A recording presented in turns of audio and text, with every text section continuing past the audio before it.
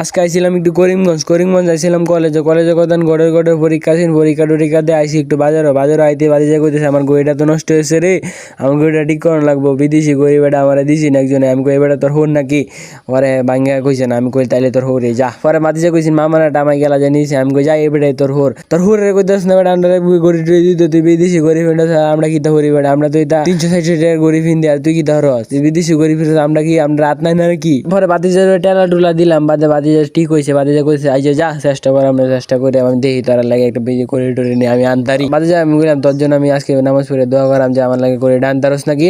আর বাতিজা এনে গড়ির ব্যাটারি গেছি নিয়ে ব্যাটারি লাগায়া পরে আমরা এনতে গেছি গেলাতি আলাদা হইন আপনারা। ও আর শেষে একটা কথা কয়ে যায়, এটা হলো বিদ্যুৎ ভবন, করিমগঞ্জ বিদ্যুৎ ভবন, এটা সবাই চিনে। আর এই বেটার আছে না অনেক ভালো, এটা মানে 1900 সাল থেকে এই বেটা এই কাজই করতেছে। আমার ছোটবেলা আমার এনে কত লই আছে গড়ি মানে এই দোকান দিয়ে গরিব সাইড দিয়ে গরিব এসে আবার এই লুকে এই দিনে আবার গড়ি ঠিক করে। ছোটবেলা যখন আম্মা আমার এই লইয়া গড়ি কিনতাম, এই যে বেটার ডাইন সাইড দিয়ে আছে গড়ির দোকানটা, এটা আমি আপনারা দেখাই দিলাম না। দোকানটা ভিডিওর মধ্যে তুলছি না, ভিডিও করতাম মনে নাই আর কি।